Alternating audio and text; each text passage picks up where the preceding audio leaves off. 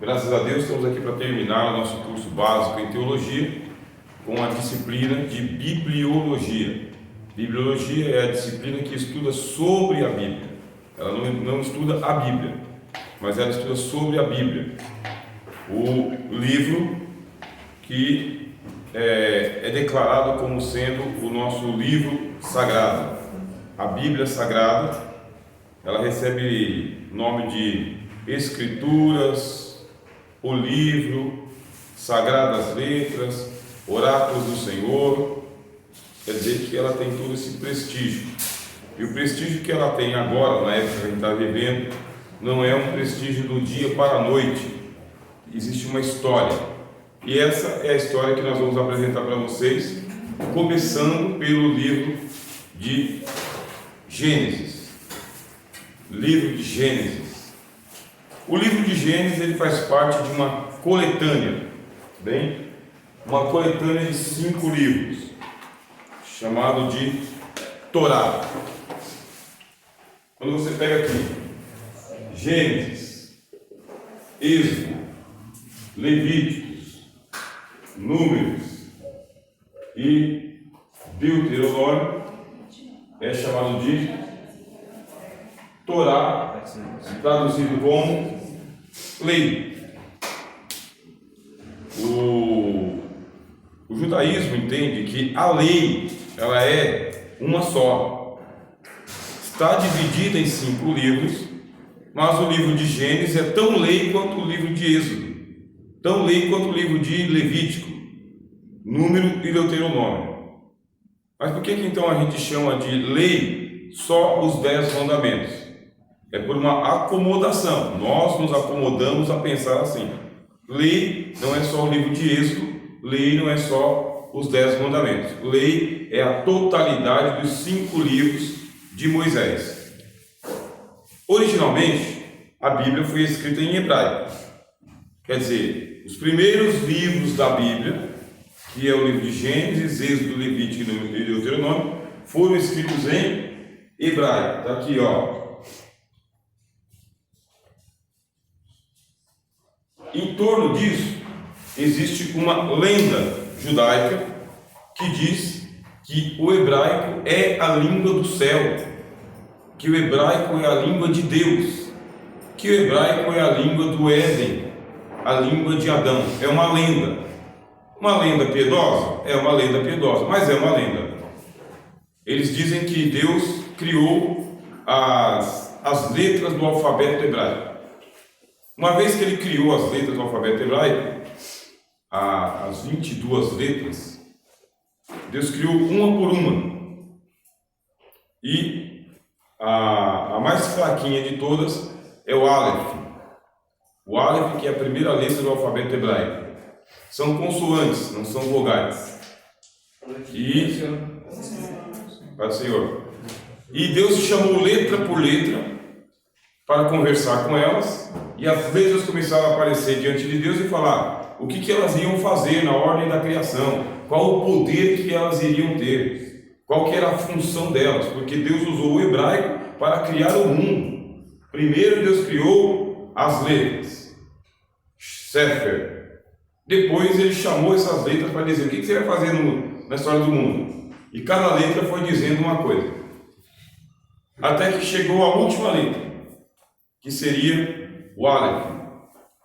O Aleph é uma letra que ele não se pronuncia, é uma letra muda, igual a nossa letra H. Nossa letra H é totalmente muda, não serve para nada. Mas a gente não tira ela, porque senão a gente não fala galinha, né? Isso é do H para falar galinha. Mas alguns idiomas não usam H, coloca um tio em cima e faz a função do H, ninha. Coloca um tio em cima do N, fica ninha. Quer dizer, o Aleph tem a função do H, não serve para nada. Aí ela chegou diante de Hashem, porque eles não pronunciam o nome Yahvé, porque o nome de Deus é impronunciável. E Deus falou: e você, Aleph, vai fazer o quê? E ela disse: eu sou tão insignificante, tão desnecessária, eu não sei o que fazer. Eu não tenho uma função definida. Eu sou apenas a tua criatura. Aí a lenda diz: como você foi mais humilde do que todas as letras, você vai ser a primeira. Aí colocou a letra Aleph como sendo a primeira. E tudo começa com Aleph. São lendas. O hebraico é a língua do Éden? Não. É a língua de Adão? Não. É a língua de Deus? Não. Mas a lenda diz que sim. E é bom a gente ir preservando um pouco da lenda por causa da piedade. Como é que a Bíblia chegou até nós? Veja só que nós temos o livro de Gênesis, que faz parte de 5 livros. Esse livro de Gênesis ele tem 50 capítulos. Desses 50 capítulos ele tem 2 divisões, do capítulo 1 ao capítulo 11, do capítulo 12 ao capítulo 50. Uma coisa a gente sabe, ao menos uma coisa a gente pode saber. Do capítulo 12 ao 50, quem é que aparece na história? Abraão, Isaac, Jacó e José. Só que eles são o quê? Eles são pós-dilúvio.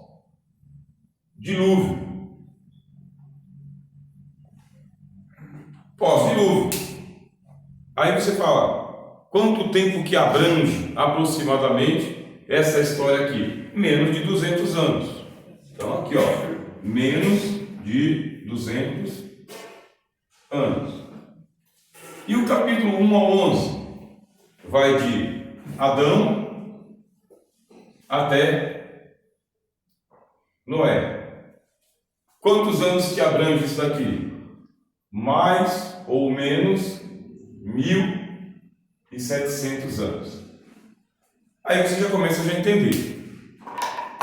Veja só, para contar 200 anos de história, do capítulo 12 até o capítulo 50, 38 capítulos, 200 anos, tem muito mais detalhes. Você tem detalhes da vida de Abraão, de Isaac, Jacó e José. Você tem detalhes, está detalhado. E de Adão a Noé, 1.700 anos, só 11 capítulos. E não são capítulos gigantes, são capítulos curtos. Aí a gente pergunta, como que esse pessoal aqui teve acesso a essa história? Porque essa história vem sendo contada de geração em geração. Quem é o autor do livro de Gênesis? Aí você tem a tradição e você tem a crítica. Estamos em bibliologia, então a gente não vai ficar infantilizado. Nós temos aqui a tradição, que diz que foi Moisés, ó. Tradição. Quem escreveu a Bíblia? Moisés. Os 5 livros de Moisés. Não só a tradição, porque é uma tradição bíblica, tá bom? Ó, bíblica. A própria Bíblia diz que o livro foi escrito por Moisés. Quando chega no Novo Testamento, Jesus diz: tem Moisés e os profetas, ó. Então Jesus fala que Moisés e os profetas realmente escreveram a Bíblia. Quando Jesus é comparado, ele é comparado com Moisés. E aí o diabo vem tentar o Senhor Jesus, e Jesus cita a palavra e diz: está escrito, nem só de pão viverá o homem, mas de toda a palavra que procede da boca de Deus. Quem foi que escreveu isso? Moisés. Onde? Ele escreveu isso aqui, no Torá. Então Jesus cita Moisés como sendo palavra de Deus. Para Jesus, o Pentateuco é a palavra de Deus. Tem Moisés e os profetas, quando ele vai citar lá na parábola, né, do rico e Lázaro. De vez em quando Jesus fala: vocês desonram Moisés, vocês confiam em Moisés, não pensam que eu julgarei vocês diante de Deus. Quem vos julga é Moisés, em quem vocês confiam. Jesus, ele autentica a existência de Moisés. Ele diz: realmente existiu um hebreu chamado Moisés, que escreveu uma Bíblia. E essa Bíblia chama-se Torá, que traduzido, tá bem? Traduz-se Torá por Pentateuco. Quem traduziu Torá para Pentateuco? Os judeus gregos. Os judeus gregos são aqueles que traduziram a Bíblia do hebraico para o grego. Quando? Lá na época lá de Alexandre Magno, depois de Alexandre Magno. Demorou. Depois que a Bíblia estava pronta, eles traduziram do hebraico para o grego. Que Bíblia? O Antigo Testamento. Porque o Novo Testamento não existia ainda. Jesus, ele aceita que a Torá foi escrita por Moisés. Jesus, ele aceita que a Torá é a palavra de Deus, cita a palavra de Deus. Está escrito: não tentarás ao Senhor teu Deus. Está escrito que somente a Deus adorarás. Quem escreveu? Moisés. Jesus diz que essa palavra é palavra de Deus. Ponto. Então é uma tradição bíblica. Mas como não podia deixar de ser, aí vem a crítica textual. O que é a crítica textual? Os cientistas da religião começaram a dizer: a Bíblia não é a palavra de Deus. Isso é uma piedade. Isso é uma tradição religiosa. A Bíblia não é a palavra de Deus. Algumas passagens que estão na Bíblia, alguns versículos, algumas citações, estas são inspiradas. Estas são palavra de Deus. Mas não é todo o livro que é palavra de Deus. Aí eles mudam, dizendo que ela não é. Ela contém. Quem diz isso? Crítica textual. Vou colocar aqui, ó. Crítica textual, também chamada de alta crítica. Cientistas da religião que foram para as universidades começaram a ter acesso aos manuscritos antigos, não os manuscritos originais, porque eles se perderam. E eles foram percebendo que os textos estavam costurados ou combinados. Tem uma ordem no texto? Sim, tem uma ordem no texto, mas não é a ordem original. Não é igual quando você está escrevendo uma carta para sua mamãe que está lá no Nordeste. Você começa aqui no parágrafo, termina no ponto, coloca dentro do envelope e envia a carta. Não, a Bíblia não aconteceu assim. De acordo com a crítica textual, pedaços foram escritos. Escreve um pedaço hoje, outro amanhã, outro daqui a 5 dias, outro daqui a 10 anos. Pedaços foram escritos. E depois esses pedaços foram costurados, arrumados, arranjados, colocados dentro de uma ordem cronológica ou uma ordem lógica. Ordem cronológica quer dizer, começa aqui no capítulo 1 e termina no capítulo 50. Isso é ordem cronológica. Ou uma ordem lógica. Eu não sei mais ou menos quando que isso aconteceu, mas deve ser nesse buraco aqui. Aí construiu uma Bíblia. Por isso, aí chega a sua decisão como teólogo, como chegou para mim também. Se você vai seguir a tradição bíblica ou se você vai seguir a crítica textual.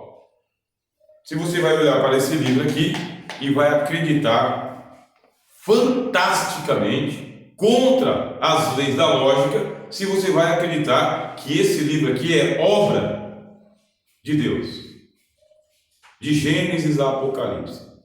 Se você vai tomar a decisão de abrir o texto e entender que foi Deus quem inspirou cada palavra que está nesse livro. Porque aí vem uma teoria dentro da bibliologia, chamada teoria da inspiração plenária e verbal. Aqui, eles dizem que Moisés teve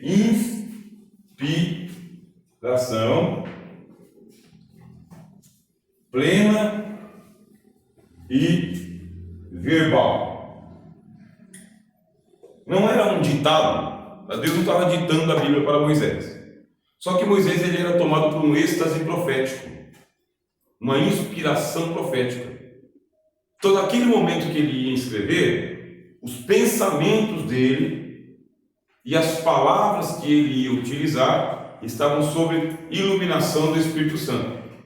Deus estava soprando sobre ele, colocou ele no céu praticamente. Não é um ditado, escreve isso. Mas ele está tomado não só pelos seus pensamentos humanos, ele está tomado por uma revelação divina. A palavra grega para inspiração é essa daqui, ó. Theopneustos.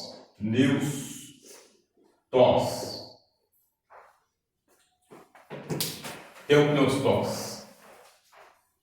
Deus está respirando sobre ele. Isso é Theopneustos.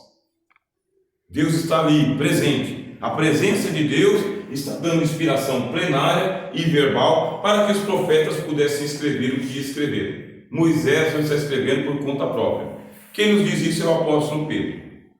O apóstolo Pedro fala: nenhuma palavra da profecia foi produzida por vontade humana. Antes, homens santos de Deus falaram inspirados pelo Espírito Santo. Aí você fala: será? Foi assim mesmo? A crítica textual diz que isso é apenas romance, tá bem? Você está muito romântico, você quer acreditar nisso. Mas não, Moisés teve que escolher o que ele ia escrever e o que ele não ia escrever. Moisés teve que aprender a escrever. Moisés escrevia em hebraico antigo, que não tinha vogais. Moisés escrevia num material rústico, que era o papiro. Quer dizer que Moisés teve que economizar palavras, e do jeito que você e eu fazemos quando a gente vai escrever. A gente tem que escrever e depois revisar para ver se está certinho, se não está faltando ponto, vírgula, parágrafo, espaço, fazer uma revisão. A crítica textual diz que a gente é muito romântico. E mais ainda, eles dizem que o fato da gente pensar que a Bíblia contém a palavra de Deus não tem problema nenhum. Isso não vai acabar com a sua fé, se você acreditar que algumas coisas são inspiradas e outras não. Qual que é o problema? É decidir o que está inspirado e o que não está inspirado. Quem é que vai decidir por você? Estou lendo o texto e aí eu falo: bem, eu acho que essa parte não está inspirada, essa parte aqui está inspirada. Aí vem o outro e fala: não, essa daqui que está inspirada, aquela lá não está inspirada. E vem o outro e fala: não, mas essa aqui está inspirada, aquele não está inspirado. Aí o outro pega e fala: isso aqui é só uma novela, igual a história de Jonas. A crítica textual diz que Jonas é uma novela judaica. Eles escreviam novela para ensinar uma lição moral. Então eles criaram uma personagem chamada Jonas e colocaram esse Jonas no ventre de uma baleia ou de um grande peixe e transformaram esse Jonas num profeta que profetizou contra Nínive e conseguiu o milagre de converter 120 mil ninivitas com uma pregação. É loucura, isso não existe. Isso não existe, isso não existe. Isto não existe. Um profeta judeu sair da terra dele, ser jogado no meio do oceano, engolido por um peixe e entrar numa cidade, que é a cidade de Nínive, a cidade mais impiedosa da antiguidade, que é uma cidade da antiga Assíria. A Síria, ela foi fundada por Nimrod. Nimrod, ele é o grande anticristo da antiguidade, é o cara que se tornou um imperialista. Então ele fundou Nínive, e Nínive ficou por mais de 1500 anos espalhando o terror. Aí, quando chegou na hora dela ser destruída, um profetinha de nada, chamado Jonas, que não pregou nada, só disse: em 40 dias essa cidade vai ser subvertida, converteu 120 mil homens, inclusive o rei no palácio e até as crianças no berço, e nem os animais comiam nada. Então a crítica textual não suporta esse tipo de lenda. Ele diz: Jonas é uma novela. Você tem um pano de fundo, uma lição moral de que Deus é Deus misericordioso. Só isto. É só para mostrar que Deus, ele é misericordioso. Uma novela da Globo. Da Globo não, da Record. Uma novela piedosa. Mas é uma lenda. Isso é a crítica, tá? Se você fizer a leitura com essa turma aqui, é a crítica. Dessa forma. Se nós fizermos a leitura com essa turma aqui, ó, aí vai dizer: não, peraí, realmente houve um Jonas, filho de Amitai, e esse Jonas foi levantado por Deus, realmente foi num navio em direção a Tarsis, que é uma região da Europa, realmente foi jogado no mar, realmente veio um peixe, engoliu o cara, ficou 3 dias lá, não morreu de falta de oxigênio, não morreu de falta de alimento, aconteceu um milagre lá. Por quê? Porque dentro do estômago de qualquer ser vivo, o que acontece? Digestão, suco gástrico, ácidos. Mas isso nada aconteceu, ele não foi corroído. 3 dias depois foi vomitado na praia e entrou numa cidade ímpia com 120 mil. Pense em entrar em qualquer cidade aqui do Brasil com 6 mil pessoas e você conseguir converter essas pessoas em menos de 3 dias, porque diz que ele entrou, em 3 dias ele converteu a cidade toda. Ele deu 40, a cidade se converteu em 3 dias. Aí você fala, é muito para minha cabeça, ou você é crente. Aí você fala, eu creio. Eu creio. Não, mas a crítica é textual, mas eu creio. Quando chega em Novo Testamento, quem é que cita Jonas? Jesus. E Jesus cita Jonas 2 vezes. Uma geração incrédula e perversa pede um sinal, e nenhum sinal vos será dado, senão o sinal do profeta Jonas. Assim como Jonas esteve 3 dias e 3 noites no ventre da baleia, assim também o Filho do Homem estará 3 dias no seio da terra. Jesus cita Jonas e fala, aconteceu com ele. E se você não acredita que isso aconteceu com Jonas, como que você acredita que aconteceu com Jesus também? Aí você vai ter que descartar Jonas e Jesus, ou vai ter que dizer que Jesus se enganou na interpretação dele, tá bem? E Jesus cita a 2ª vez o profeta Jonas. Ele diz... Ele era noveleiro, né? Oi? O Jesus estava citando. Jesus noveleiro, né? Novela da Record. Novela da Record, né? Que transforma a história da Bíblia numa lenda, tá bem? As novelas da Record transformam as histórias da Bíblia em lenda. A novela da Record é lenda, ficção. Algumas coisas são fatos reais, aí ela distorce, ela romantiza. Ah, mas eu assisti a novela e li a Bíblia. Pois é, a novela mentiu, não é daquele jeito. Ah, mas me ajudou a entender a Bíblia, porque você não leu a Bíblia direto. Se tivesse lido a Bíblia direto e alguns bons comentários bíblicos, você não precisava de novela da Record. E as cenas? A gente ainda só ganhou assistindo a novela também. E as cenas eróticas? É, cenas bem sensuais, né? Ou seja, aí Jesus citou Jonas 2ª vez. Ele disse, no juízo, os ninivitas se levantarão. Olha o que Jesus disse. Os ninivitas se levantarão com esta geração, a geração de Jesus, e a condenarão, porque se converteram com a pregação de Jonas. Eis aqui quem é maior do que Jonas. Jesus citou 2 vezes, não só Jonas, citou também a conversão dos ninivitas. E quem duvidar, espera chegar no juízo final. Eu espero que você esteja do lado certo, né? É bom estar do lado certo do juízo final. Por quê? Porque começa a contestar a Bíblia e andar com a turma da crítica textual e vai jogando fora o tesouro do reino de Deus. E prefere acreditar em lendas que são espalhadas aí por pregadores que não tem nada a fazer a não ser enganar o povo. Por isso, quando a gente acredita na teoria da inspiração plenária e verbal, não é só para a gente ficar aqui implicando com o pessoal da crítica textual. Nós acreditamos porque tem evidência no livro. O livro dá evidências de que ele é inspirado por Deus em sua totalidade. E que na hora de Jesus citar a Bíblia, ele cita sem nenhum tipo de dúvida. Jesus não pestaneja para citar a Bíblia. Quando é dado para ele o livro do profeta Isaías, a crítica textual diz que Isaías não escreveu o livro todo. Isaías escreveu algumas partes. Aí eles falam do Isaías, eles falam do Deutero-Isaías, que é um segundo Isaías, e eles falam do Trito Isaías, um terceiro Isaías. Aí a crítica textual diz que o livro é dividido em 3 fases. Uma fase que é antes da chegada da destruição de Jerusalém, um Isaías lá dos tempos de Uzias, antes de Jerusalém cair nas mãos de Nabucodonosor. Aí tem um outro Isaías, que é o Isaías do cativeiro, que está lá dentro da Babilônia, e um outro Isaías depois do cativeiro. Ah, como que você sabe disso? É porque o livro tem 3 divisões.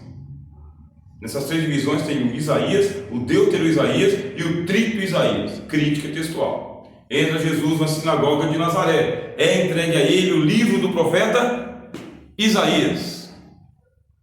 E aonde que está? Está no Triplo Isaías, a passagem que ele lê: o Espírito do Senhor Jeová está sobre mim. É a terceira parte do livro.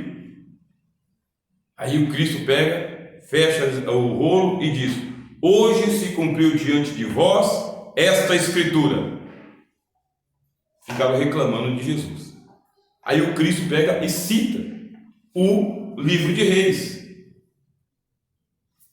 Certamente que nos dias de Elias haviam muitas viúvas. Jesus, ele validou a existência de Elias e da viúva de Serepta. Ele falou: Jonas existiu, Moisés existiu, Isaías, que eu estou lendo para vocês aqui, existiu, e Elias com a viúva de Serepta existiu. Qual que é a história de Elias e a viúva de Serepta? Outra loucura bíblica. Um homem chega na casa de uma mulher viúva que tem um pouquinho de farinha e um pouquinho de azeite, e que ele diz: faz um bolo para mim. A mulher diz que não tem pão nem para ela, quanto mais para quem está chegando de fora. Aí o Elias pega e fala: olha, certamente que não acabará nem o azeite nem a farinha, faz o bolo para mim. Aí o Cristo diz: certamente que havia muitas viúvas em Jerusalém nos dias de Elias, mas a nenhuma delas ele foi enviado, senão a mulher que era de fora, a viúva de Serepta. E o Eliseu, existiu o Eliseu? Jesus fala: sim, certamente haviam muitos leprosos nos dias de Eliseu, mas nenhum deles foi curado, senão Naamã o sírio. Jesus falou que Naamã existiu, Eliseu existiu, e aquela lenda de um homem leproso: desce no rio, sobe do rio, desce no rio, sobe do rio, 7 vezes, que é a história de criança, é de verdade. Jesus falou, foi curado. O Naamã sírio foi curado, e a viúva de Serepta lá em Tiro foi curada, enquanto que os israelitas não receberam. Jesus falou: Eliseu, aquele que viu Elias ir para o céu, existiu. Eliseu. Olha quantas personagens Jesus já disse que existiu. E Salomão existiu? Jesus disse: existiu. A rainha de Sabá, diz que a rainha de Sabá, uma africana, se levantará no juízo e condenará a geração de Jesus, porque ela saiu dos confins da terra para ouvir a sabedoria de Salomão. Salomão existiu e ela sabe. Eis aqui quem é maior do que Salomão. Então existem evidências dentro da Bíblia de que a Bíblia é a palavra de Deus. Então quando o pregador, a pregadora chegar assim e disser: irmãos, vamos ver a palavra de Deus, fala com gosto. Ah, está traduzida para o português. A tradução não elimina a inspiração. É a palavra de Deus em português, italiano, francês, alemão.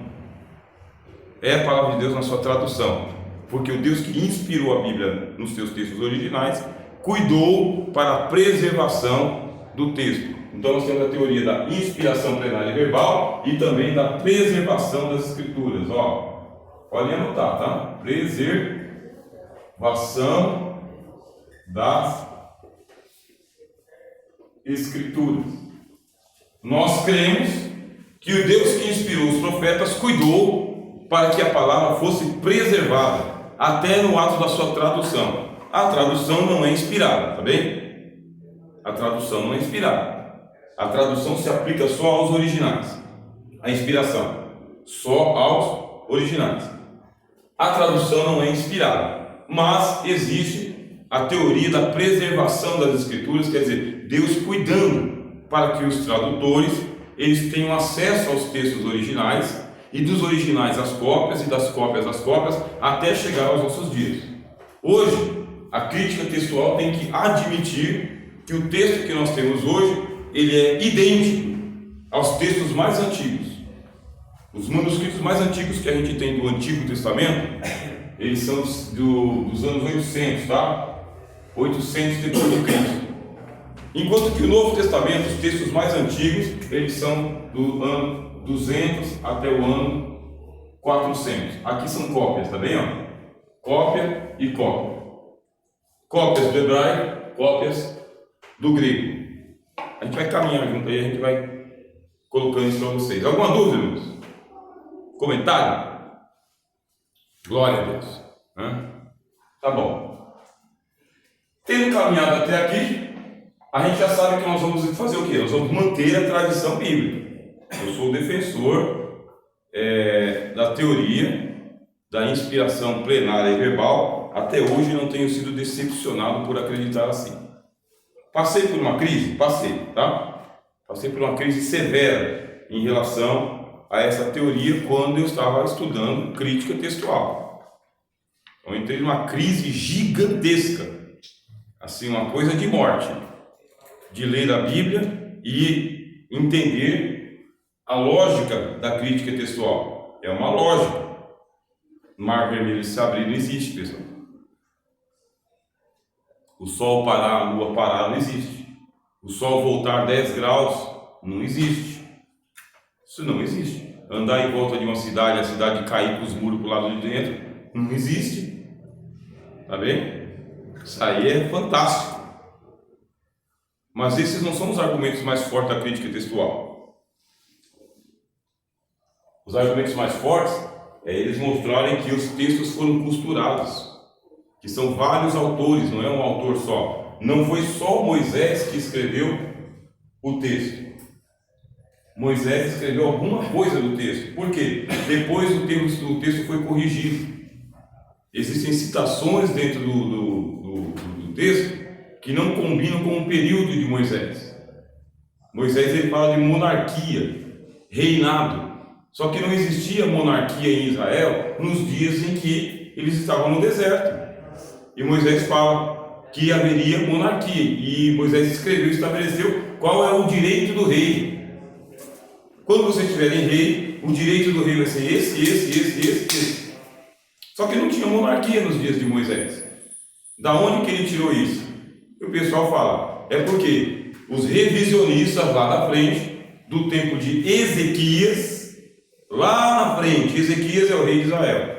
Os revisionistas, que já tinham monarquia, eles encontraram uma cópia do texto de Deuteronômio, lá nos dias de Josias.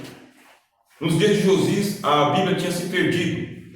Josias, ele profetizou durante o ministério de Jeremias, por volta do ano 610 a.C.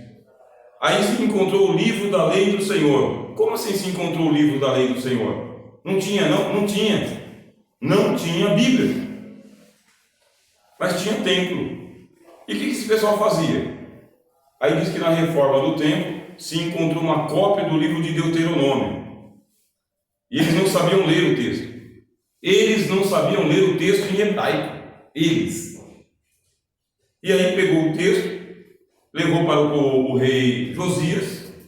Josias não soube interpretar e falou: chame a profeta Ulda.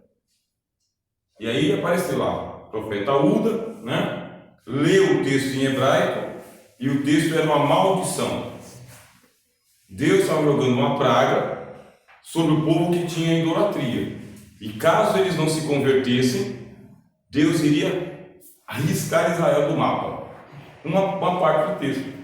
Aí o Josias ele se arrependeu, mandou destruir os postes ídolos que tinha lá e começou uma reforma em Israel. Mas cadê o resto da Bíblia? Cadê o Gênesis, o Êxodo, o Levítico e o Números? Por onde que andava? Cadê o resto da Bíblia? Por que foi necessário haver esse revisionismo? Você vê então que a crítica textual pode pegar você e fazer com você o que fez comigo. Te joga no chão e no final do curso de teologia você está descrente, incrédulo. Mas eu posso fazer a opção então por não quer fazer a leitura da crítica. Aí você vem para a fé. Aí você faz o caminho de volta que eu fiz. Caminho de volta, eu tive um sonho, né? Eu estava numa angústia muito grande. Eu estava quase começando a defender isso aqui. Vocês veem a eloquência na hora que eu estou falando isso aqui? Como que convence, né? Então eu estava quase caindo para o lado de cá, mas um pregador e descrente pior do que o incrédulo, né? Aí eu tive um sonho. Aí nesse sonho eu vi uma cruz, a cruz, né? E a cruz toda enrolada em faixas, toda, cheia de faixas. Aí eu tenho um amigo, fui lá e conversei com meu amigo. Rapaz, tive um sonho e tal, de uma cruz toda enrolada em faixas. Aí ele trouxe para mim um livro, que é o livro do David Hunt. David Hunt, tá? Ó, David Hunt, vou escrever aqui, ó. David Hunt. Sedução do Cristianismo é o nome do livro. A Sedução do Cristianismo. Aí depois ele escreveu um outro livro chamado Escapando da Sedução. São 2 livros. Aí ele pegou e falou: o sonho que você teve, a cruz era essa? Quando ele mostrou a capa do livro, a cruz era aquela do livro. Uma cruz cheia de faixas. E ele falou: você está abraçando a heresia, Rogério, porque essas faixas aqui representam a heresia. Então Deus te deu um sonho para mostrar que você está abraçando a heresia. Escapa. Naquele dia, voltei para casa, pé no chão, joelho, né, plantado. Aí eu abracei a tradição bíblica, a fé voltou. Aí quando a fé voltou, comecei a voltar a pregar diferente, como pregava anteriormente. Então hoje não tem argumento que me tira disso, e é esse que eu passo para vocês, a tradição bíblica. Não para segurar vocês aqui pela mão, porque o curso está acabando. Daqui para frente, pé na estrada. Professor, Né? esses críticos são teólogos ou religiões? São teólogos. Se isso são alguns dos desafios que pessoas que fazem filosofia, sociologia encontram na fé e acabam se desviando. São teólogos. São teólogos, são cientistas da religião, estão sentados em nossos cultos. E eu ouvi um deles um dia desses, né? Ele prega piedosamente, mas só que ele prega piedosamente para o povo. Mas ele é um dissecado, ele não crê na inspiração plenária e verbal, ele não crê. Então, no meio das palavras dele eu percebi, discernir, Deus me deu discernimento de espírito, aí eu peguei. Esse teólogo aqui, ele é um descrente, mas ele é um teólogo. Do ministério. Tem vários. Bem? A gente só consegue perceber se fizer o estudo dessa. Tem um dom. Tem um dom chamado discernimento de espíritos. É um dom espiritual.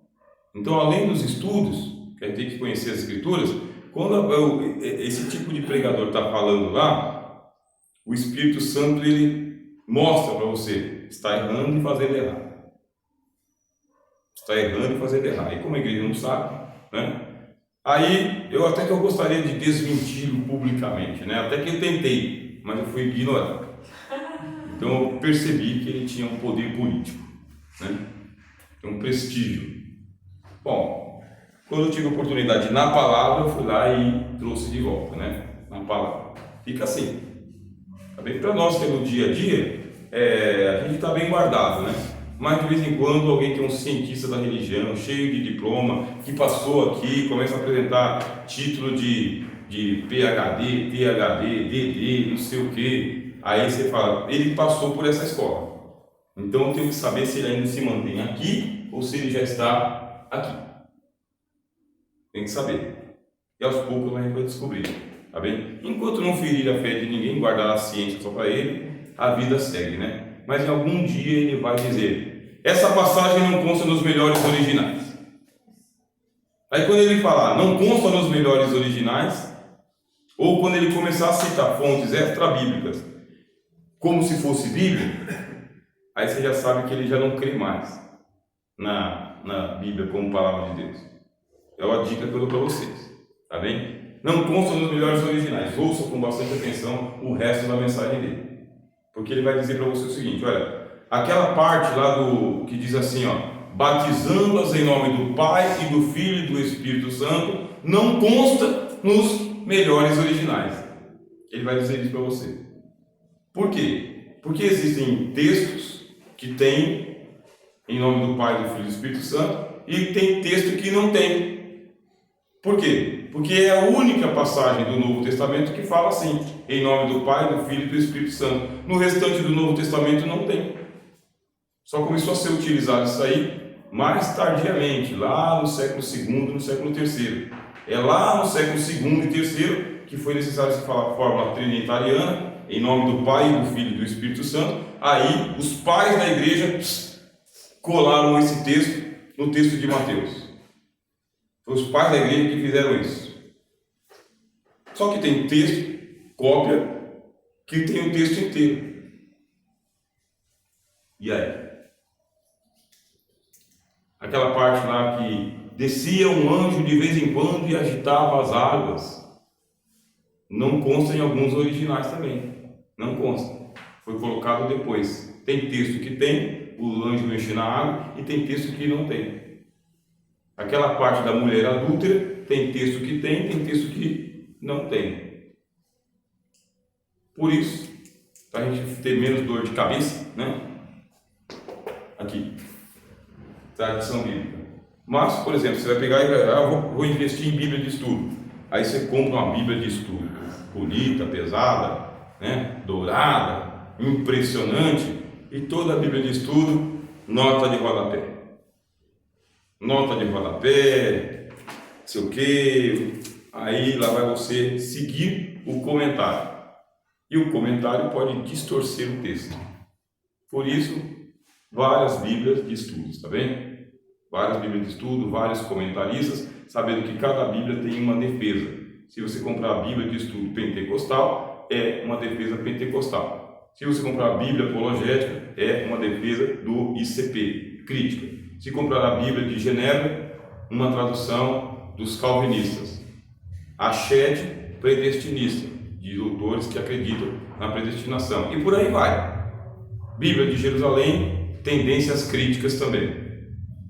Por isso, comprar a Bíblia para o culto, sem comentários, sem nada, só o texto cru. Pronto. Bíblia de estudo para a hora que você tiver tempo de estudar. Essa é a dica que eu posso passar para vocês, justamente agora na bibliologia.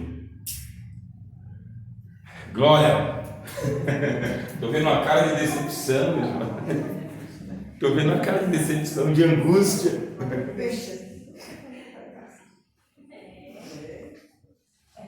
Ai, que medo. Bom, tomando então a ideia de que foi Moisés quem escreveu, aí o que acontece? Como foi que Moisés ele teve acesso às informações? Parece que a luzinha apagou aí, não sei se eu não estou enxergando. Morreu. Morreu. Ó, ainda bem. Então assim não, pô. Pronto. Obrigado, meu irmão. Senão depois eu fico falando e não sai mais nada. Né? Tomando por ideia que foi Moisés que escreveu, a gente pergunta como que ele teve acesso às informações. Veja só, 1.700 anos. Cadê? Aqui. 1.700 anos. Como que ele teve acesso a esses 1.700 anos pré-diluvianos? Antes do dilúvio. Porque quando o dilúvio veio, acabou com tudo. Não ficou nada, tá? Não ficou um tablet para contar a história. Bom, já sumiu. Diz que o dilúvio ele foi os abismos se abriram por baixo e as comportas se abriram por cima e a água prevaleceu acima do cume de todos os montes, ao ponto de se destruir toda a alma vivente. Ficaram só peixes e baleias. Nada mais. Nenhum bichinho ficou, nenhum ser vivo ficou. E demorou 1 ano e 10 dias o dilúvio. E quando a água desceu, era só lodo. Tudo tinha sido soterrado pelas águas do dilúvio. Aí a gente faz as escavações arqueológicas. Aí o que acontece? Aqui está o nível do mar. Esse é o nível do mar. Hoje, esse aqui é o nível do mar. Nós estamos aqui, ó. Aqui é a troposfera, aonde a gente está construindo a nossa casinha. Beleza. E aqui? Aí eles estão fazendo agora arqueologia submarina. E quando faz a arqueologia submarina, existem construções que estão aqui embaixo. Civilizações inteiras. Civilizações estão sendo encontradas lá, abaixo do nível do mar. Arqueologia subterrânea. Quer dizer, quando o dilúvio veio, jogou lama para cima de tudo, soterrou tudo. Quando as águas baixaram, mas elas não voltaram ao seu estado original. as águas baixaram e surgiram os grandes oceanos. A maior parte que era terra, agora é mar. E Deus deixou uma porção seca, só uma porção seca, que é onde existem os continentes hoje. Mas quando ele disse, sabe, apareça a porção seca e haja um ajuntamento das águas em um só lugar, a cosmologia bíblica diz que aconteceu isso aqui, ó, tá? Quando Deus disse para se ajuntarem as águas num canto só, então as águas ficaram aqui e a terra ficou aqui.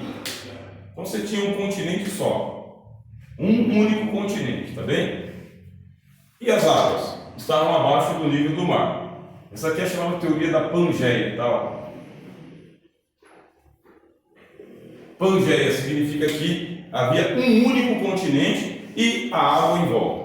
Quando você pega o chamado mapa mundi, aí você pega o continente africano e você pega o continente americano. Aí o que você faz? Você percebe que um encaixa no outro. Não é isso? Não é isso que acontece? Um continente não encaixa no outro? Sim. Só que ele está separado pelo oceano que está no meio, o Oceano Atlântico, que está no meio. Então está bem ali. Mas se era assim antes, aí essa teoria aqui, que é a teoria da Pangeia, diz não era assim antes. Aconteceu algum evento cataclísmico, geológico, que afastou os continentes, criou um buraco no meio e água. Alguém cavou com a pá. É porque as águas que estavam em cima desceram e não voltaram mais. Por quê? No princípio haviam trevas sobre a face do abismo e o Espírito de Deus se movia sobre a face das águas. Era só água. Quando Deus disse, ajuntem-se as águas num só lugar, é o que está escrito, num só lugar, e apareça a porção seca, um único continente. Haja uma expansão entre águas e águas, águas acima da expansão, águas abaixo da expansão. Quando veio o dilúvio, com portas do céu, a água desceu, e com portas do abismo, as águas voltaram. Ficou no ponto original, como era em Gênesis capítulo 1. Ficou do jeito que era em Gênesis capítulo 1. O que faltou? Faltou Deus levar a água de volta. Levou? Não. Para onde que essa água foi? Essas águas elas foram para as geleiras dos polos da Terra, que é chamado de Polo Norte ou Polo Sul. Então essas águas elas foram para as encostas do mundo, foi para as bordas ou para os polos. E o que nós temos hoje? Nós temos uma terra modificada. Agora você pega essa história e faz a seguinte pergunta: como que Moisés teve acesso às histórias antediluvianas, sendo que o dilúvio acabou com tudo? Não ficou um celular para poder contar a história. Não tem nada para contar a história. Nós não temos acesso a nenhum livro da história humana com menos de 4.000 anos de história. Não tem. Não tem nada escrito antes de 4.000 antes de Cristo. Nada. Zero. Nenhum texto. Todos os fragmentos de livro que existem são fragmentos, eles são de 4.000 antes de Cristo, que é quando a Bíblia começou a ser escrita, mais ou menos. Como assim? Aí você pega aqui, ó, Gênesis 2:4. O que está escrito aí, meu irmão? Gênesis 2:4. Você acha aí, eu acho aqui. Esse relógio não está certo, né? 8h21. 8h21. Então vamos lá. Acharam aí?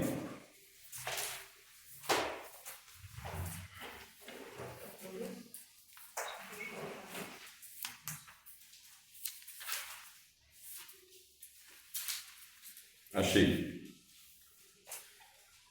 Estas são as origens dos céus e da terra quando foram criadas, no dia que o Senhor Deus fez a terra e os céus. É aqui que está começando a ser escrita a história. O livro de Gênesis não começou a ser escrito no capítulo 1, versículo 1. Isso que a crítica textual nos ensina. A crítica textual fala que tem 2 relatos da criação. São 2 relatos. Tem o do capítulo 1 e tem o do capítulo 2.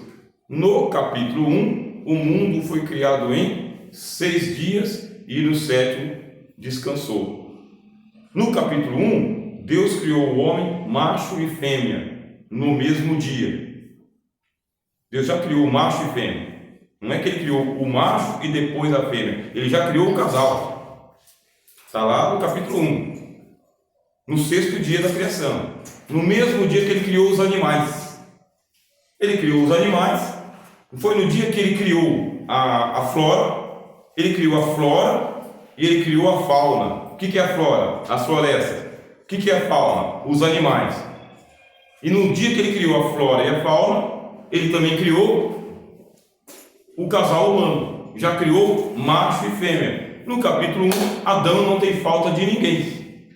Nem é chamado de Adão. Passamos o homem à nossa imagem, conforme a nossa semelhança. Fez e deu ordem: crescei-vos e multiplicai-vos, no plural.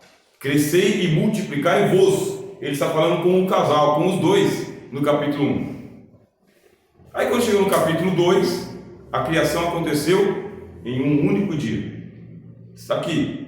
Essas são as origens dos céus e da terra, quando foram criados, no dia em que o Senhor Deus fez a terra e os céus, em um único dia. Nesse dia, Deus não criou as árvores. Nesse dia, Deus criou a planta do campo. E havia um vapor que regava a terra, dando a entender que as coisas iam acontecer naturalmente. Naturalmente, a árvore ia crescer naturalmente, a planta naturalmente, o vapor, não tinha chuva nem nada. Capítulo 2 é outro relato da criação. E neste relato, o Senhor Deus, ele criou o homem do pó da terra e soprou em suas narinas. Lá, no capítulo 1, façamos o homem conforme a nossa imagem e semelhança. Aí surgiu o homem e a mulher. Aqui não dá o detalhe. Diz que foi criado do pó da terra, soprou o Senhor Deus nas suas narinas, o homem foi feito alma vivente, e foram trazidos os animais diante dele, e só para ele não tinha uma companheira que lhe fosse igual, idêntica. E quando se diz que foram trazidos todos os animais diante de Adão, para ver como lhes chamaria, aí vem o pessoal da botânica e da zoologia, e diz que a quantidade de espécies de animais que existem no mundo não podem ser contadas nem batizadas em um único dia de 24 horas. Isso não dá para fazer. Não dá. Um dia tem 24 horas, começam a vir bicho para cá, bicho para lá, bicho para cá, bicho para lá, termina o expediente e ainda tem bicharada para caramba para você poder dar nome. Macho e fêmea ainda. Até Adão sentir a solidão. Aí Deus vai lá e cria a Eva para ele. Criou a Eva depois dele. E não cabe num dia de 24 horas, não cabe no 6º dia, vocês entenderam? Que não cabe. Dificuldade bíblica. Aí a crítica textual tem a coerência de nos dizer que são 2 relatos da criação, diferentes. O primeiro relato é esse daqui do capítulo 2. Esse aqui do capítulo 2 é o primeiro relato. E o outro do capítulo 1? O outro do capítulo 1 mais trabalhado é um segundo relato que só vem depois do Êxodo. Só vem depois que Deus diz a lei do sábado. Porque é aqui que tem a lei do sábado. E a lei do sábado só foi instituída depois da doação da lei. Guardarás, 6 dias trabalharás, no 7º não, descansarás. Isso só aconteceu depois do Êxodo. Eu era crente até chegar nessa aula. Mas então, em nenhum momento, a crítica textual ela tem veracidade. Sai pra lá, moça. Oi? Em nenhum momento ela tem veracidade, é isso? Não, ela tem. Crítica textual? Tem. Ela tem? Tem. Essa aqui é a coerência, tá certo. É isso mesmo. Moisés não começou a escrever a Bíblia no capítulo 1 e parou no 50. Ele foi escrevendo a Bíblia. Aí depois os textos foram ajuntados. Na hora de fazer o ajuntado do texto, é que vem a dificuldade. Qual o texto que eu coloco primeiro e qual o texto que eu coloco depois? Qual que é a nossa rixa com a crítica textual? A teoria da inspiração plenária e verbal. Essa aqui é a nossa rixa. Eles querem dizer que foi um uma coisa normal, uma inspiração humana, comum. E a gente tem que insistir que tanto o relato 1 quanto o relato 2 são inspirados. Os dois são de inspiração divina. A gente crê nos dois. Só que hoje a gente está perdendo aquela infantilidade de imaginar que a Bíblia foi escrita do capítulo 1 ao 50 numa sentada só, numa pancada só. Não, ela foi sendo escrita ao longo dos 40 anos de vida de Moisés. 40 anos no Egito, 40 anos com o sogro dele, 40 anos com o povo de Israel. Ao longo de 40 anos ele escreveu a Bíblia. Chegou a hora de colocar a Bíblia na Arca da Aliança. Qual é a parte da Bíblia que ele colocou na Arca? Só os 10 mandamentos. Ele só colocou só as tábuas da lei dentro da Arca da Aliança. E o resto da Bíblia? Estava na tenda dele, estava no tabernáculo. Quando? Quando vinha a inspiração sobre ele, que ele escrevia, ele tinha que parar tudo e escrever. Para escrever tem que ter um material. Qual que é o material que ele tinha na época? Ele tinha o papiro. O papiro vem da onde? O papiro vem do Egito. Moisés veio da onde? Do Egito. Então Moisés, para comprar papiro, ele tinha que comprar da onde? Dos caravaneiros que vinham do Egito. Ele também poderia escrever em pele de animal, tá bem? Couro de animal, mas tinha que matar o animal, dissecar o animal, tirar todo o pelo do animal, transformar a pele do animal numa cortiça, para então ele escrever alguma coisa na pele do animal. Então eles abandonaram a pele do animal e começaram a escrever numa nova tecnologia, igual eu hoje, prefiro escrever no computador. Escrevo na lousa, mas eu gosto também de usar o Datashow.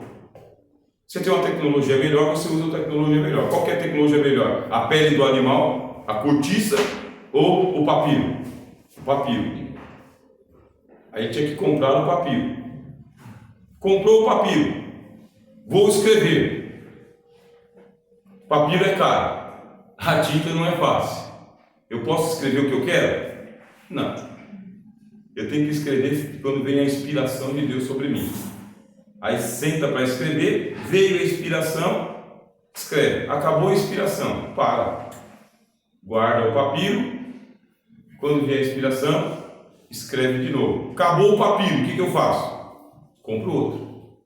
Comprou outro rolo, de papiro, e assim ele foi fazendo livros pequenos.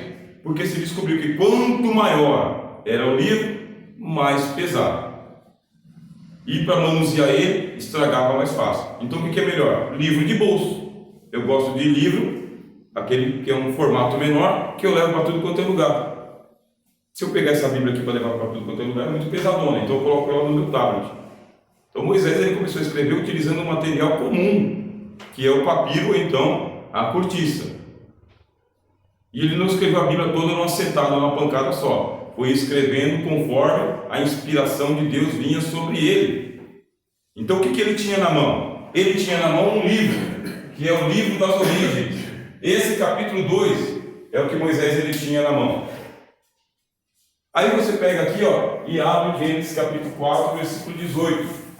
Tem a genealogia de Caim. É citado nome por nome. Olha que coisa fantástica. Antes do dilúvio, nome por nome, sim, está aqui, capítulo 4. Vamos ver. Tem o primeiro homicídio, 4:18. Vamos pegar o 17, E conheceu Caim a sua mulher, e ela concebeu e teve Enoque. E ele edificou uma cidade, chamou o nome da cidade pelo nome de Enoque. A Enoque nasceu Irade. A Irade gerou Meujael. Meujael gerou Metusael. Metusael gerou Lameque. Aí tomou Lameque para si 2 mulheres, o nome de uma era Ada, o nome da outra era Zilá. Ada teve a Jabal, este foi o pai dos que habitam em tendas e tem gado. O nome do seu irmão era Jubal, esse foi o pai dos que tocam harpa e órgão. E Zilá teve também a Tubal-Caim, mestre de toda a obra de cobre e de ferro, e a irmã de Tubal-Caim foi Naamá. Qual que é o problema? O problema é que esse texto ele é antediluviano, ele é um texto curtinho. ele tem nomes antediluvianos. Como que isso foi parar na mão de Moisés? Da onde que veio essa história? Vocês não veem aqui no texto que o Caim pulou fora? Se o Caim foi embora, ele foi para a terra de Nod. Como que nós vamos ter acesso na história de um homem que foi embora? Ele sumiu. Depois que ele matou Abel, que ele saiu de diante da presença do Senhor, ele foi morar em outra terra totalmente distante. Como que a história dele veio parar até nós aqui? Essas perguntas a gente faz para ver se a gente encontra alguma resposta. Aí a resposta vem no ponto seguinte. Aonde que está no ponto seguinte? Capítulo 6. Capítulo 6 diz assim: E aconteceu que, como os filhos começaram a multiplicar-se sobre a face da terra, e lhes nasceram filhas, viram os filhos de Deus que as filhas dos homens eram formosas, e tomaram para si mulheres de todas as que escolheram. Quer dizer que as duas gerações se encontraram. Como que eu sei que as duas gerações se encontraram? Eu pego aqui, capítulo 5, que eu coloquei para vocês aqui, ó. Livro das gerações de quem? De Sete. Quem que é Sete? O terceiro filho de Adão e Eva. Aí você lê aqui, ó. Esse é o livro das gerações de Adão. No dia que o Senhor criou o homem, a semelhança o fez. De novo, está vendo o que é o dia? No dia. Macho e fêmea os criou, no mesmo dia. E Adão viveu 130 anos, gerou a um filho à sua semelhança, conforme a sua imagem, e chamou o seu nome Sete. Ponto. Foram os dias de Adão, depois que gerou a Sete, 800 anos. Aí a crítica textual fala: lenda. Lenda, não viveu 800 anos, viveu 80. Viveu 80 e a Bíblia hebraica exagerou. Exagerou. A crítica fala: os números na Bíblia são exagerados. São exagerados por quê? 800 anos? Não. Quando diz que o povo de Israel saiu do Egito, e o exército de homens era composto por 600 mil homens, sem contar as mulheres, as crianças e os velhos. Só o exército era de 600 mil homens. Para cada homem e uma mulher, 1.200.000. Para cada casal, 2 filhos, sobe para casa dos 3.600.000. Coloca aí para cada casal aí um pai, 2 pais, né? Um pai e uma mãe, um pai e uma mãe, 2 avós. Aí você já vai aí para casa dos 6 milhões. E ainda tem o vulgo, né? O pessoal que acompanhou.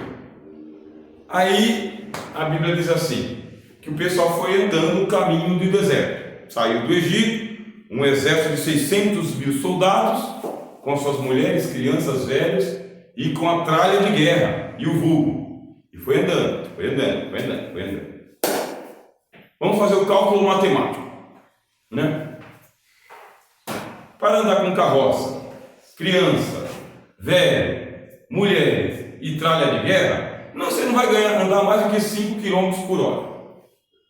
No meio do deserto arenoso. Porque não tinha o asfalto que a gente tem hoje, nem os caminhões de mudança. Então vamos colocar aqui, 5 km por hora. Passo da criança, passo do velho. Vamos andando. Aí diz que eles andaram o caminho de um dia. Caminho de um dia eles andaram quanto? Não andaram 10 quilômetros. Não deu nada. Aí vai fazer o cálculo entre o Egito e o Mar Vermelho. Opa, o cálculo não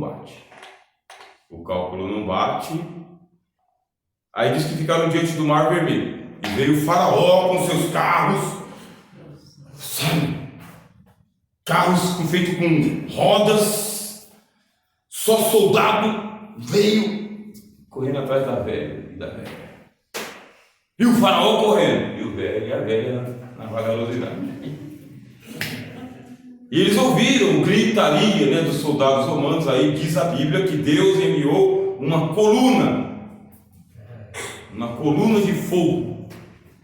Uma coluna de fogo que foi um paredão que separou o povo de Israel e o povo do faraó, ou uma parede de invisibilidade. O faraó não via o pessoal na frente dele.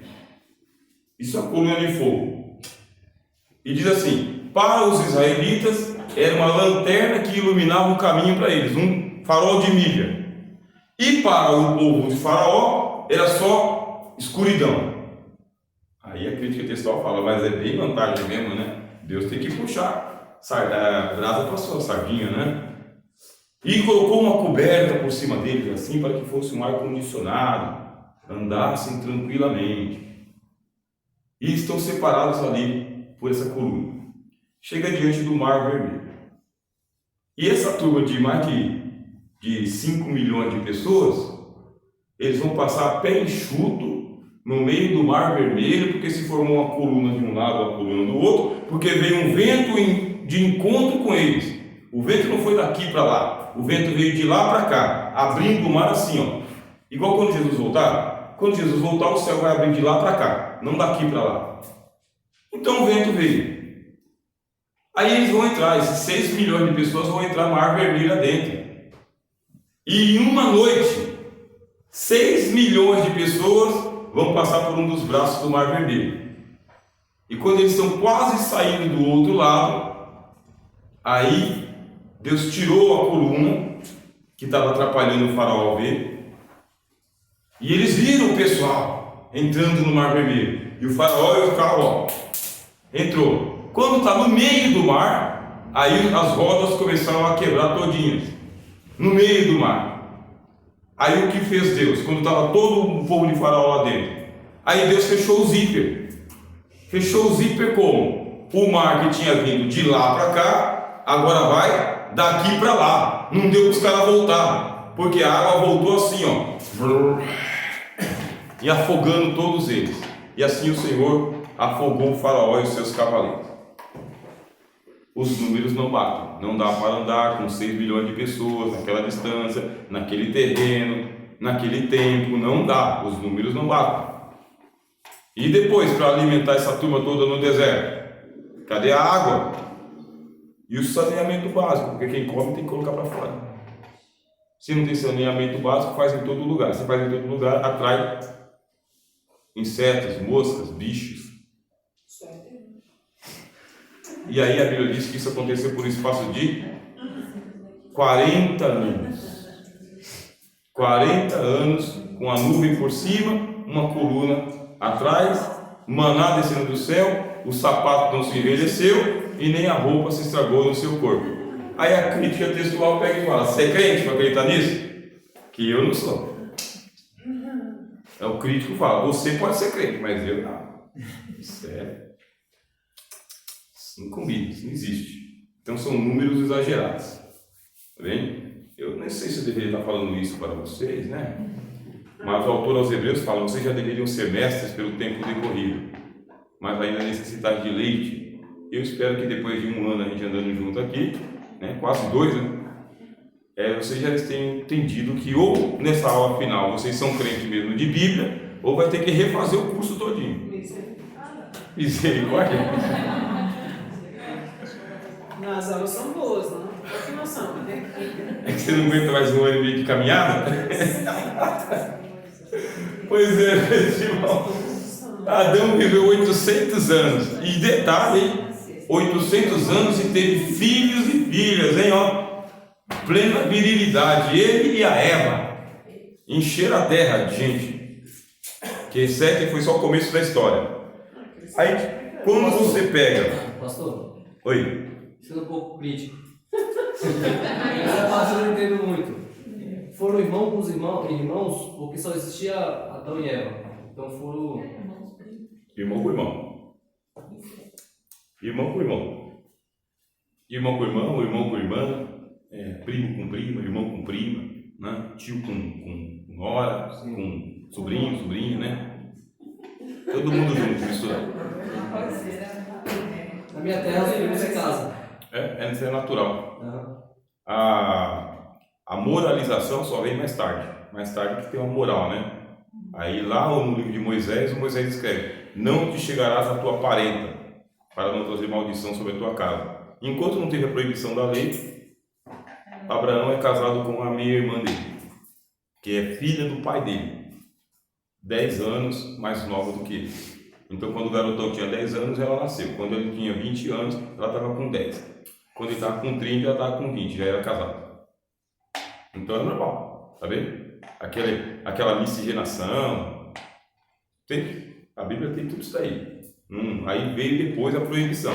Enquanto não veio a proibição, Caim com a irmã dele, o Sete com a irmã. Aí depois foi nascendo mais irmãos. Aí o irmão mais velho casou com a irmã mais nova. E aí já era uma espécie de irmã de terceiro grau.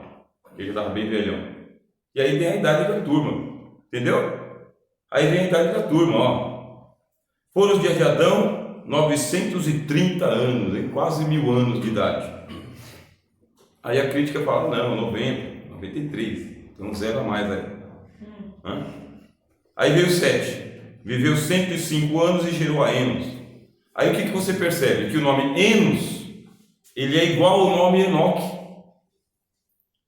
Enos é igualzinho o nome Enoque, só que ele muda um pouquinho. Aí vem o Enos, tá bem?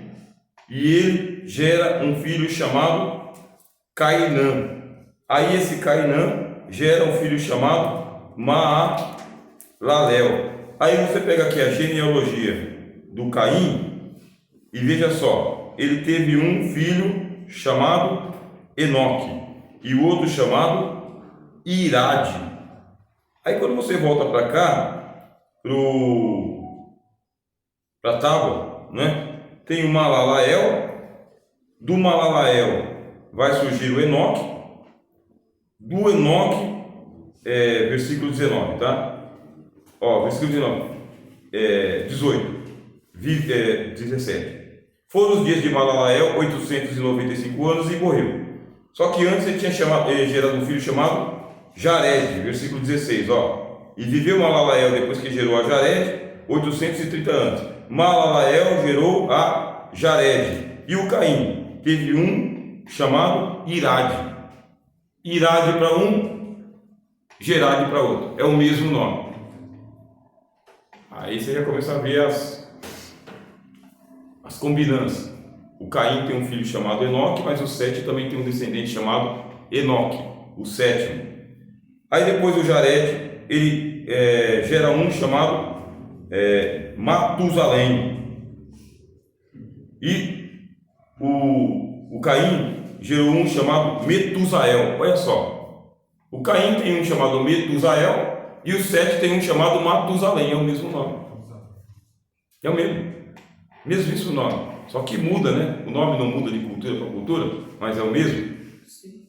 Aí qual que é o entendimento que a gente tem? O Caim saiu da presença do Senhor, fez a cidade dele, teve a geração dele, o Sete teve a geração dele, mas as gerações se encontraram e Jesus disse que começaram a se casar e dar-se em casamento.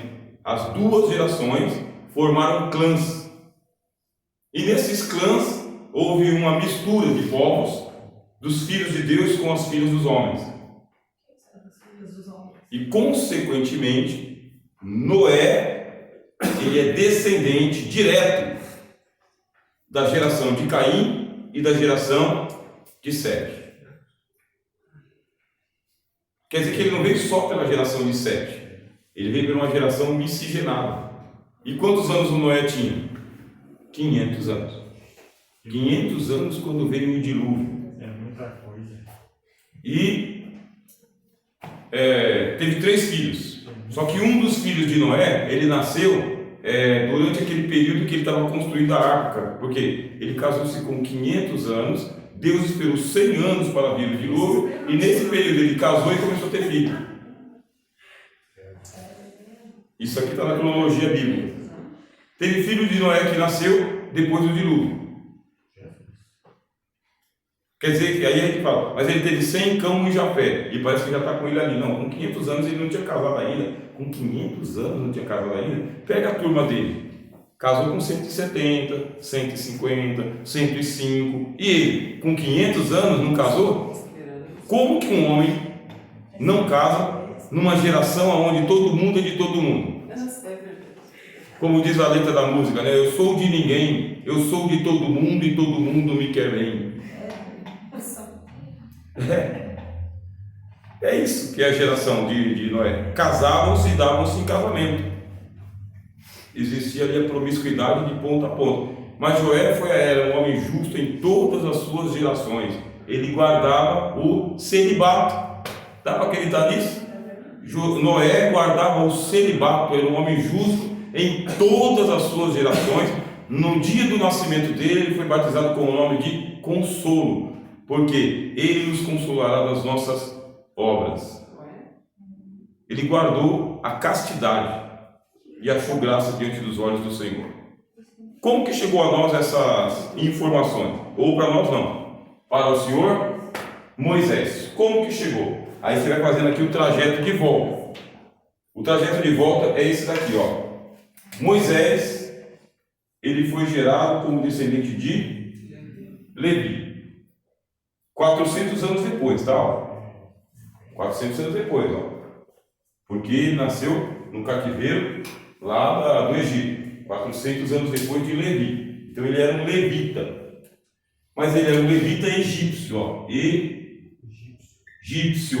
Moisés era egípcio. Tá bem?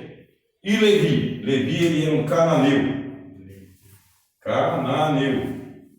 Por que ele era um cananeu? Nasceu em Canaã. Filho de quem? De Jacó. Jacó, ele era o quê? Cananeu. Jacó nasceu em Canaã. Jacó nasceu de quem? De Isaac. Isaac era o quê? Cananeu. Nasceu em Canaã. Então você tem aqui Isaac, Jacó e Levi são cananeus. Moisés é egípcios. Todos eles vieram de Abraão. E Abraão? Abraão era hebreu. Hebreu da onde? Ele era hebreu da Caldeia, ó, caldeu. Ele era um caldeu. Aí eu vou precisar de lousa. Vou precisar de lousa. Deixa eu ver onde que eu vou fazer. Vou fazer um mapinha aqui. Tá? Pronto. Vocês conhecem já a geografia bíblica, então vai ficar fácil. Né? Então tá bom. Aqui está o Mar Grande, Mar Mediterrâneo. Ó. Mar Mediterrâneo. Mediterrâneo. Então aqui está Canaã, ó. Canaã. Aqui um rio chamado Eufrates. Aqui outro rio chamado Tigre. E aqui um lugarzinho chamado Ur. Ur, que é a Caldeia. Ur dos Caldeus. Aqui em cima está Arã. Arã. Aqui em cima está o Ararat, aonde a arca de Noé pousou, no monte Ararat. Terminou o dilúvio. Quando terminou o dilúvio, o que fez o Senhor Noé? Desceu da arca. Ele desceu da arca e os descendentes dele começaram a se espalhar.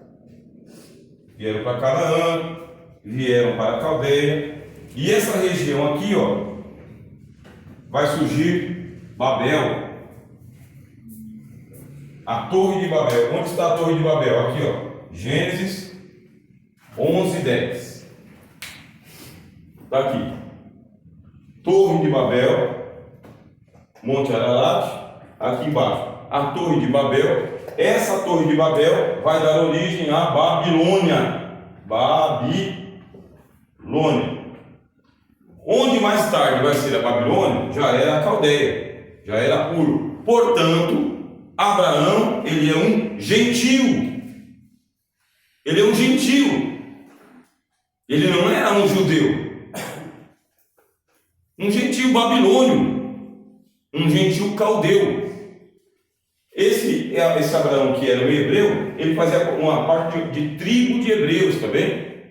Eram tribos, eram vários hebreus. Da onde que vieram esses hebreus? Ele veio de Éber. Está aqui, ó. Éber. Por que é chamado de hebreu? Porque tem um descendente chamado Éber. Esse descendente chamado Éber vem de quem? Vem de Sem. Sem vem de quem? Vem de Noé. Noé teve 3 filhos: Sem, Cã e Jafé. Depois do dilúvio, desceu da arca, aqui no Monte Ararat. Aí os povos começaram a se espalhar. Naquele tempo se levantou um homem chamado Nimrod. Esse Nimrod, ele se tornou o primeiro imperador do mundo antigo. E ele teve um projeto, que era o projeto da Torre de Babel. E qual que era o projeto? Façamos para nós uma torre cujo cume toque os céus e não sejamos espalhados ao longo da terra. O imperialista, ele não quer ninguém longe dele. O imperialista, ele quer dominar todo mundo.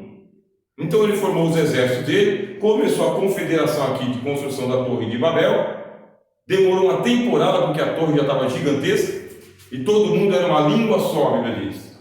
Todos falavam uma língua só. Até que disse Deus: desçamos e vejamos o que os homens estão fazendo. Quando Deus desceu, viu que eles faziam uma torre para não serem espalhados ao longo da terra. E disse Deus: confundamos ali a sua língua para que cada um não fale a sua língua do outro. E assim Deus, confusão, Babel, confusão, confundiu a língua um do outro. Começou ali um milagre contrário ao Pentecostes, é o anti-Pentecostes. É a babilonização da coisa toda. A Bíblia tem mais esse conto fantástico, né? É só conto fantástico. Dilúvio é conto fantástico, entendeu? Miscigenação é conto fantástico, Torre de Babel é conto fantástico, Mar Vermelho é fantástico, Jonas engolido por peixe é fantástico, Sol parando, Lua parando, morto ressuscitando, leproso sendo limpo. É só coisa que tem que ser crente. Porque a fé vem pelo ouvir e ouvir pela palavra de Deus. Um Deus que não faça milagres não merece crédito. Deus faz milagres. E para Deus não é milagre, é milagre para nós. Um Deus que fez os céus e a terra pode fazer qualquer coisa. A Bíblia diz: para Deus nada é impossível. Todas as coisas são possíveis para Deus. Então, quando eu abro essa Bíblia e eu leio isso, pode ser fantástico do jeito que quiser, me dá mais fé ainda. Porque Jesus disse: vocês farão obras maiores do que as minhas, porque eu subo para o Pai. Mas tem que crer. Tem que crer para obras maiores ainda. Princípio da fé, palavra de Deus, do jeito que está aqui, sem colocar e sem tirar nada, do jeito que está aqui. Então você está fazendo uma reconstrução para a gente tomar café. Isso. Tá? Na reconstrução a gente está com Noé. Na reconstrução está com Noé. Noé, ele sai da onde?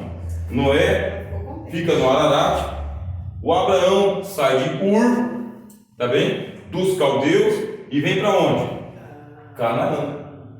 Ele é judeu? Não. Ele é crente? É. Mas ele era gentil. Então Deus converteu um gentil para que ele se tornasse o pai da fé. Deus teve que converter o Abraão. Aí ele sai daqui, vem para cá como um hebreu. Ele não é um cananeu, ele é um hebreu, mas os filhos dele são cananeus. Pronto, é desse ponto que está. Quando a gente voltar, a gente continua. Na hora de tomar café, é café seleto.